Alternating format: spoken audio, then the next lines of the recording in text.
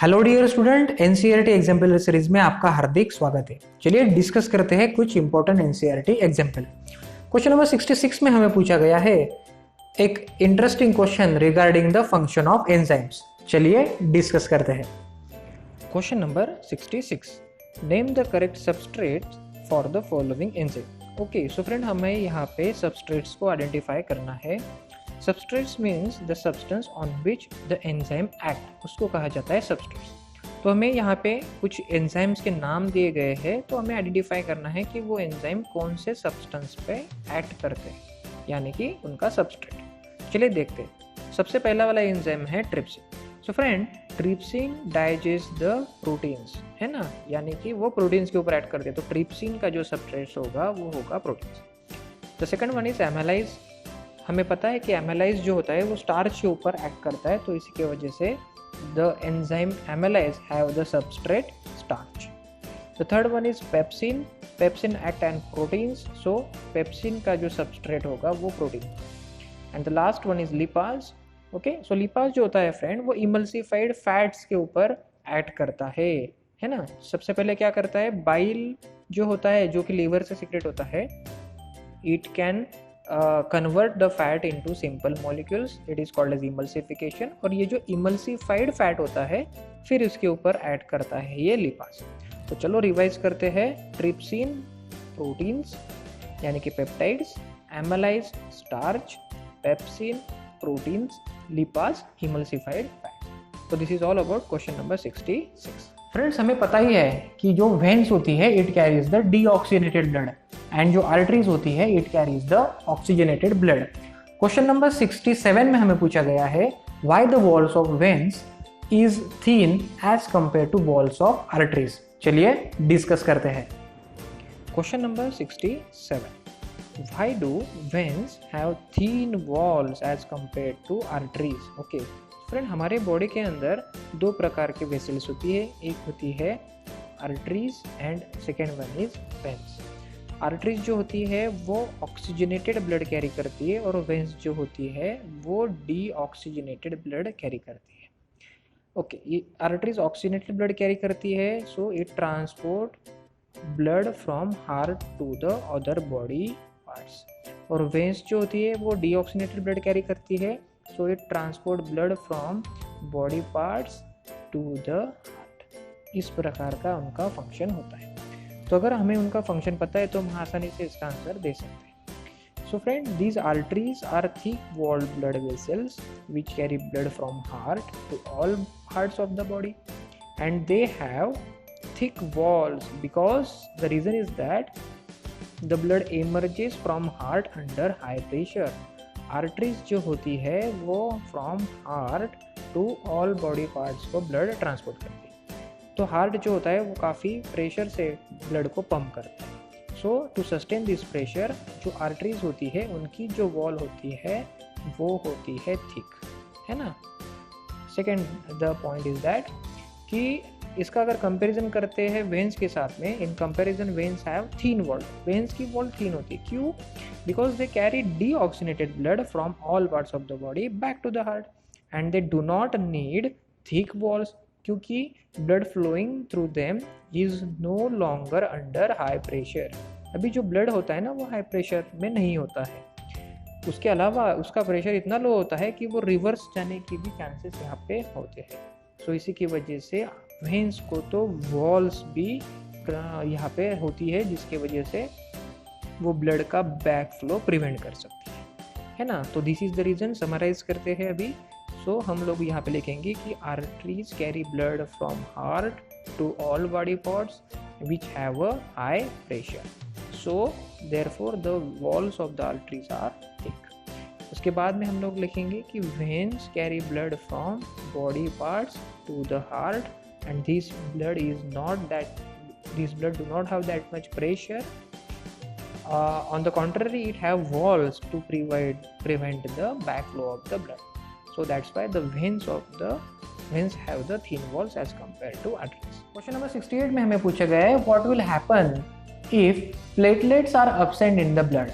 तो चलिए डिस्कस करते हैं। Question number 68, What will happen if platelets were absent in the blood? Okay, तो हमें पूछा है यहाँ पे अगर ब्लड में प्लेटलेट्स नहीं होंगे तो क्या होगा। तो इसके लिए हमें बेटा उसका फंक्शन पता होना चाहिए। द फंक्शन इज दैट कि जो प्लेटलेट्स होती है they play important role in the coagulation of blood, है ना। ब्लड का जो क्लॉटिंग होता है वो करने के लिए, वो होने के लिए ये प्लेटलेट्स काफ़ी इंपॉर्टेंट रोल प्ले करती है। अगर नहीं होगी प्लेटलेट्स तो ये क्लॉटिंग नहीं होगा। This is the simple logic. So we will write in our answer, if in the absence of platelets the process of clotting will be affected, and this could be dangerous situation in case of injury, है ना।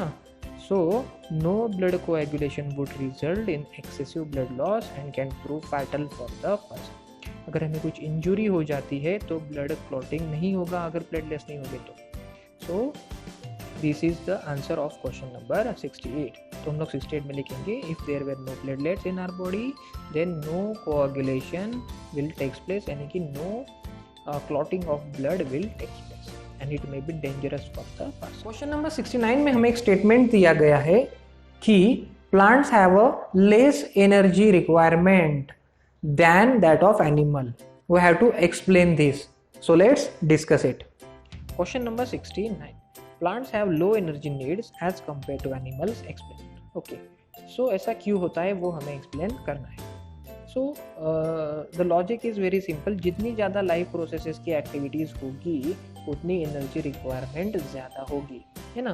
तो plants की अगर हम लोग बात करते हैं तो plants do not move, movement होती भी है प्लांट्स में, so it is at the cellular level only.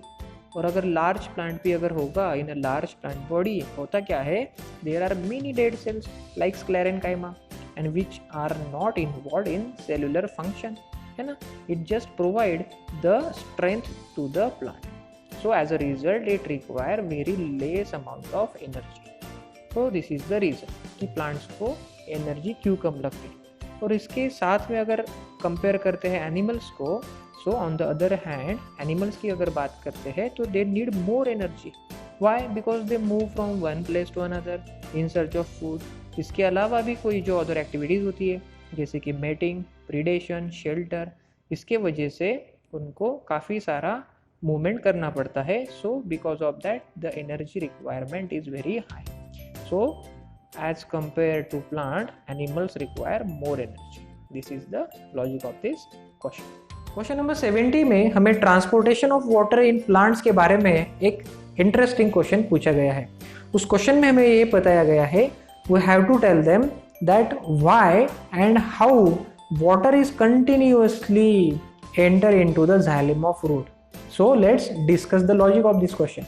number 70, why and how does water enter continuously into root xylem। okay, so friend हमें यहाँ पे ट्रांसपोर्टेशन ऑफ वाटर को explain करना है ट्री प्लांट्स में कैसे होता है। so friend the main reason behind this is transpiration, है ना। जब भी ट्रांसपिरेशन होता है यानी कि evaporation of water from the surface of stomata, then it creates the transpiration pull, जिसकी वजह से ये जो जाइलम में वाटर प्रेजेंट होता है that is enter into the leaf. Okay, from xylem to the leaf. So the transpiration is the main reason for the absorption and upward movement of the water molecules, है ना, from roots to the या हम लोग कह सकते हैं leaf. उसके बाद में भी अभी हम लोग अगर ठीक से देखते हैं कि ये जो रूट्स होते हैं वहाँ पे ये वाटर कैसे एंटर करता है, इसके बारे में अगर हम लोग थोड़ा सा डिटेल में देखते हैं तो हमें ये समझ में आता है कि cells of the roots are close contact with soil and so actively take up ions by diffusion.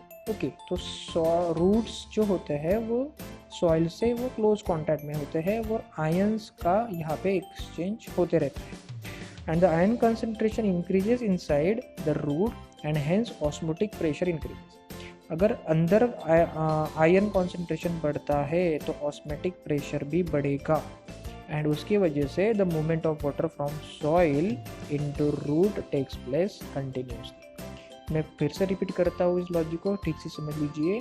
ये जो रूट्स होते हैं फ्रेंड्स, है ना, तो वो कंटिन्यूसली कांटेक्ट में होते हैं सॉइल से। होता ऐसा है कि जो आयंस होते हैं वो बिकॉज ऑफ डिफ्यूजन एंटर कर जाते हैं रूट्स में। तो आयन कॉन्सेंट्रेशन रूट्स में जब बढ़ जाता है तब ऑस्मोटिक प्रेशर वहाँ पे क्रिएट होता है, जिसकी वजह से वाटर भी एंटर करता है रूट्स के जाइलम में, है ना। तो रूट के जाइलम में वाटर एंटर कर दिया इस प्रोसेस से। यहाँ पे हमने देख लिया कि कैसे रूट्स में वो एंटर करता है, और then it is pulled upward by the transpiration pull because of the transpiration. So this is the logic behind the transportation of water in plants. Question number 71 में हमें ट्रांसपिरेशन रिलेटेड एक important question पूछा गया है। Friends, आप सभी को पता ही है transpiration means evaporation of water from stomata. So in question number 71 it is asked that what are the importance of transpiration in the plants. Question number 71, why is transpiration important for plants? Okay, transpiration की importance हमें यहाँ पे लिखने हैं। तो सबसे पहले हम लोग ये देख लेते हैं कि what is transpiration. So friend, the evaporation of water from the surface of leaf या फिर from stomata, it is called as transpiration. और ये ट्रांसपिरेशन जब भी होता है इट क्रिएट्स द सक्शन पुल, जिसके वजह से वाटर जो होता है ना जाइलम में प्रेजेंट, वो अपवर्ड यहाँ पे लिफ्ट किया जाता है, पुल किया जाता है। So this is the transpiration. तो चलिए इसके इंपॉर्टेंस देखते हैं अभी। सबसे पहला important, it helps in the absorption and upward movement of water and minerals from the roots to the leaves. सबसे पहला इंपॉर्टेंस ये है, absorption of water and upward movement of. उसके बाद में सेकेंड इंपॉर्टेंस को अगर हम लोग देखते हैं तो it prevents the plant from heating up, है ना। It helps in the temperature regulation, plant का टेम्परेचर मेंटेन करने में वो हेल्प करता है। तो these are the two important of the transpiration. पहला वाला है it is helpful for the absorption and upward movement of water, okay, from roots to the leaves, and second one it maintains the temperature of the plant. So that's all about question number 71. Question number 72 में हमें ये पूछा गया है कि what is the importance of leaf in the excretion of waste product in the plants. Plants में जो leaf होते हैं वो एक्सक्रीशन में कैसे हेल्प करते हैं, तो चलिए डिस्कस करते हैं इस क्वेश्चन को। Question number 72, how does leaves of plant help in the excretion. तो चलिए डिस्कस करते हैं। So friend, the gaseous waste of respiration and photosynthesis, जो कि है carbon dioxide and water vapour, are removed through the stomata in the leaves, है ना। So leave से क्या होता है, ये जो स्टोमाटा यहाँ पे प्रेजेंट होता है वहाँ से गैसियस वेस्ट जो होता है रेस्पिरेशन का, यानी कि CO2, और फोटोसिंथेसिस में भी जो वेस्ट होता है यानी कि वाटर वेपर, तो वो इस स्टोमाटा से रिमूव कर दिए जाते हैं, है ना।